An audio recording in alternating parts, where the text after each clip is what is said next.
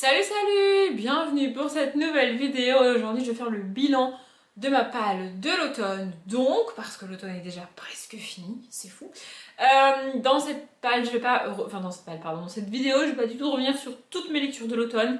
Déjà parce que ça ferait doublon avec tous les épisodes de lecture qu'il y a eu. En plus il y a eu les vlogs et aussi parce que on est là pour 4h30 si on fait ça et franchement j'ai pas la foi de faire ça. Juste à chaque saison, je choisis 4 livres plus une BD que j'ai pour objectif ultime de lire pendant la saison. Si je ne dois lire que 4 livres et une BD, ça sera cela. C'est parfois un plaisir de mettre des livres dedans parce que je me fais juste kiffer, c'est le cas avec généralement la suite de saga. Et c'est parfois un petit challenge parce qu'il y a des catégories où je galère particulièrement. Bref, du coup, à chaque fois je choisis un classique, j'essaie de vous les dire dans l'ordre dans lequel je vais vous les montrer. Alors, un classique, un livre qui est là depuis très longtemps, un livre en rapport avec la saison, une suite de saga donc, et une BD, enfin un graphique. Voilà, du coup c'est ça. Et à chaque fois, au début de la saison, je vous présente les livres que je vais lire pour la saison qui arrive. Et à la fin de la saison, du coup je reviens sur les livres que j'ai lus sur la saison d'avant. Dans pas très longtemps sur la chaîne, il y aura la palle de l'hiver, du coup. Bref, je commence. Alors, pour tous les aides de lecture, je vous présente les livres dans l'ordre dans lequel je les ai lus. Pour ces palles-là, putain, j'y arrive pas, c'est fou, hein. Pour ces vidéos-là, je présente les livres dans un ordre que j'aime bien. C'est-à-dire que je vais pas vous les présenter chronologiquement par lecture, je vais vous les montrer de celui que j'ai le moins aimé à celui que j'ai le plus aimé. Et je finirai par la BD parce que je l'ai bien aimé et que c'est pratique de la mettre en dessous quand je fais la clé. Bref, le premier du jour, et franchement ça me fait mal de commencer par lui parce que ça veut dire que... En fait, c'est pas celui des 4 que j'ai le moins aimé, mais c'est celui des 4 qui m'a le plus déçu. Donc c'est le classique, et c'est Le Roi Lear de Shakespeare. J'adore Shakespeare, je suis une fan ultime de Hamlet, vraiment. Mais Le Roi Lear, franchement, j'ai pas compris en fait, enfin j'ai trouvé l'ambiance extrêmement malaisante. Vraiment, j'étais mal à l'aise de lire ce livre. Je trouve les personnages vraiment terribles en fait. Enfin, humainement, c'est juste pas possible. Enfin, vraiment. Pour l'histoire, en gros, on a le roi Lear qui va diviser son royaume entre ses 3 héritières, puisqu'il a des filles. Et la première scène est... Enfin, franchement, moi j'ai trouvé ça horrible. En gros, il demande à ses filles de lui prouver leur amour. Et plus elles vont faire des preuves d'amour, plus elles auront des récompenses en fait. Voilà, en plus, comme c'est des filles, elles peuvent pas juste obtenir les terres comme ça toutes seules. Bah non, il faut qu'elles se marient. Bah oui, évidemment. Et vraiment, j'ai trouvé ça extrêmement malaisant. Alors, je pense que c'est volontaire, hein, c'est fait pour dénoncer. C'est-à-dire que tu peux aimer quelqu'un et avoir du mal à l'exprimer, avoir du mal à le montrer et à le prouver. Et à l'inverse, tu peux pas vraiment aimer quelqu'un, mais être hyper doué pour faire genre tu le kiffes de ouf et faire des preuves et des discours et des machins et des trucs. Et du coup, dans ce contexte-là, la fille qui fait le plus de preuves et qui ont fait des caisses, en fait, elle aura le plus de récompenses, alors que celle qui refuse de se prendre au jeu n'aura littéralement rien, alors que elle aime son père, en fait. C'est juste qu'elle trouve ce jeu, comme moi, en fait, totalement ridicule. Je pense que c'est voulu, hein, c'est fait pour dénoncer tout ça.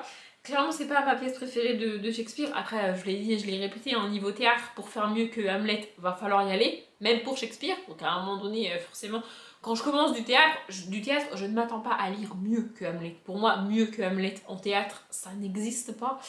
Mais bref, voilà, du coup, en fait, j'ai été mal à l'aise du début à la fin de ma lecture. Je trouve cette lecture vraiment très malaisante. C'est terrible, vraiment c'est terrible. Après, c'est pas une mauvaise lecture en soi, mais je la présente en premier parce que, de un, j'ai pas grand chose à dire de plus que ce que j'ai dit, et de deux, vraiment, en fait, je m'attendais à autre chose, et du coup, je suis déçue. Mais c'était pas nul du tout, hein. C'est juste que... qu'il faut avoir le cœur bien accroché pour lire cette histoire quand même, hein. Bon, un peu comme Hamlet. Bon, un peu comme tous les Shakespeare. Ok, ça va. Du coup, je passe au deuxième livre. En fait, c'est même pas que ça m'a déçu, c'est juste que j'ai pas eu envie de le lire. Voilà. C'est mon abandon de la saison. Enfin, de la saison. Non, j'en ai eu d'autres, mais c'est mon abandon de cette vidéo. Et en fait, c'est fou parce que je l'avais prédit. J'avais dit que potentiellement ce livre était resté dans la palle à peu près 155 ans pour que je lise à peine 40 pages et que je l'abandonne. Bah voilà, c'est exactement ce qui s'est passé. Donc c'est le livre qui était présent dans la palle depuis beaucoup trop longtemps. Et c'est Sherlock et Moira, le tome 1, l'initiation. de Ridley Pearson. Je vous le montre, voilà, il est là. En fait, je sais même pas comment résumer ce livre. J'ai lu 42 pages et franchement, en fait, si j'ai abandonné ce livre aussitôt, c'est parce que j'aime pas le style en fait. Je trouve le style très très lourd à lire. En 40 pages, on a deux enfants qui jouent dans une maison, dont James et Moira, qui sont frères et sœurs, c'est les Moriarty du coup. Sherlock Holmes n'est pas encore là, mais bref, qui jouent dans une maison. Et en fait, tout ce contexte de jeu dans la maison est fait pour te présenter les personnages, te présenter les lieux.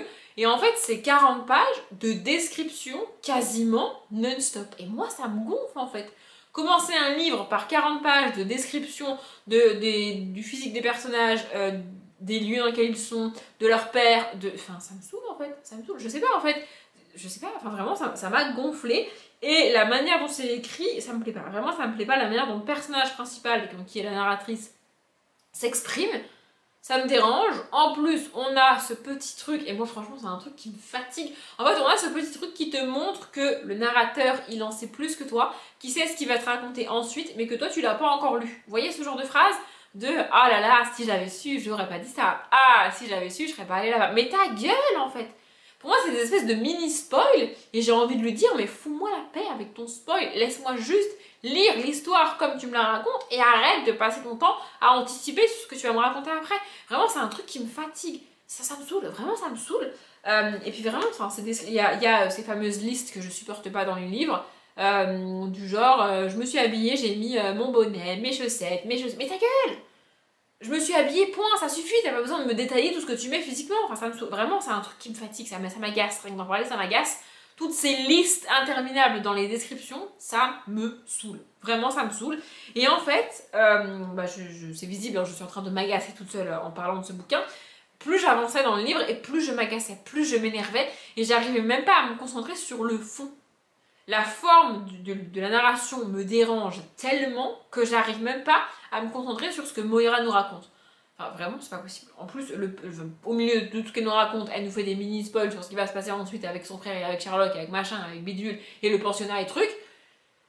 Ça me saoule. Vraiment, ça m'a gonflé. Donc, j'ai pas fait d'effort pour ce livre, j'avoue. J'ai fait aucun effort, mais j'ai pas envie de faire un effort. La narratrice ne fait aucun effort pour moi, donc je vois pas pourquoi moi je ferais un effort pour elle et pour lire son histoire.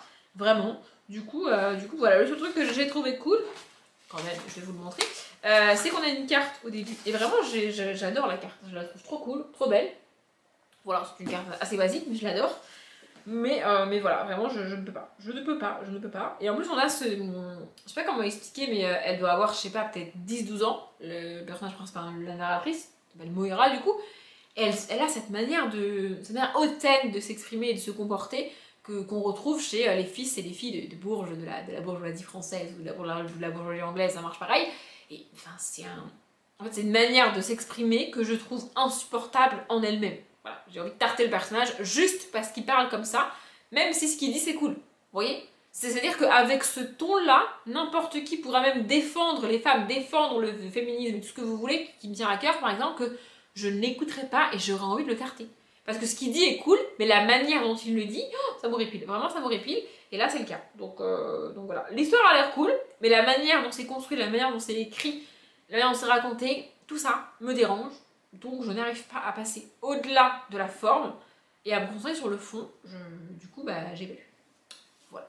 Bon, ça suffit maintenant avec les coups de gueule et les livres qui m'ont déçu et pas plu. On va passer à des livres que j'ai adoré et qui m'ont très très agréablement surprise. Et du coup, le suivant, c'est celui qui est en rapport avec la saison. Alors pour l'automne, je me casse pas la tête. Je mets en gros un livre un peu fantastique que je vais lire pour Halloween.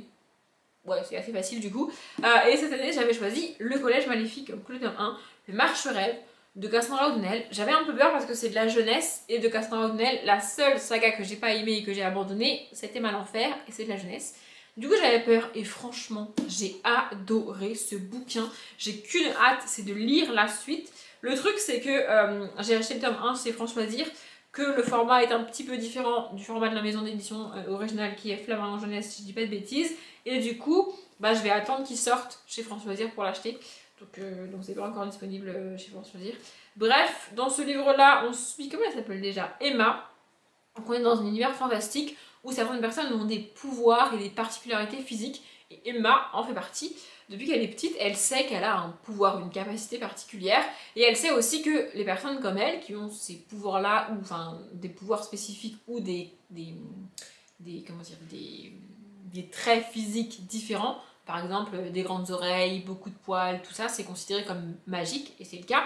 Et du coup, toutes ces personnes-là sont repérées le plus tôt possible et envoyées dans des collèges maléfiques, enfin pas maléfiques, mais bref, dans des collèges spécifiques pour qu'on leur apprenne ce dont ils ont besoin par rapport à leurs dons. Sauf qu'Emma a toujours caché son don et son pouvoir pour ne pas aller dans ce genre d'école. Elle veut pas y aller, vraiment, elle veut rester avec son père et tout, elle est très bien là où elle est, avec ses amis et tout. Sauf que, évidemment, c'est pas drôle, sinon, au tout début du livre, elle finit par être repérée. Les gens qui gèrent une espèce de ministère de la magie, un peu, découvrent qu'elle a une capacité particulière. Et du coup, vont la voir et lui disent, bon bah voilà, on sait qui tu es maintenant, on sait quel pouvoir tu as maintenant, enfin à peu près, c'est toujours une question, c'est une des questions principales du livre, à savoir qu'est-ce qu'elle a exactement comme pouvoir et qu'est-ce qu'elle peut faire. Mais bref, ils lui disent, voilà, on sait que tu fais partie de ces gens spéciaux, et donc on va t'envoyer dans un collège spécial pour toi. Et donc elle n'a pas du tout envie d'y aller, mais elle y va, et elle va rencontrer là-bas des gens qui ont, comme elle, un pouvoir particulier, pas le même qu'elle, pas les mêmes capacités qu'elle, et donc voilà, du coup elle va aller en cours et tout, et elle va rencontrer un marche-rêve. On va découvrir ce que c'est, franchement j'ai adoré ce livre. Emma est un personnage absolument génial, et vraiment j'ai trop kiffé. En plus on a un personnage masculin, je l'ai dit en vlog il me semble, je crois que je l'ai lu avant octobre, hein. Non bah non j'ai dû lire en octobre, je sais plus, bref. On a un personnage masculin ici qui est construit comme One de La Légende des Quatre, écrit par la même autrice, mais qui est différent. Et je trouve ça ouf en fait d'arriver à construire un personnage avec des pouvoirs, avec comment dire, un historique différent. Vraiment le personnage est différent, mais moi il m'a énormément rappelé One. Et il m'a presque rendu One un peu plus humain qu'il ne l'est dans La Légende des Quatre, parce que One dans La Légende des Quatre c'est pas non plus le personnage le plus fun de la Terre, tu vois.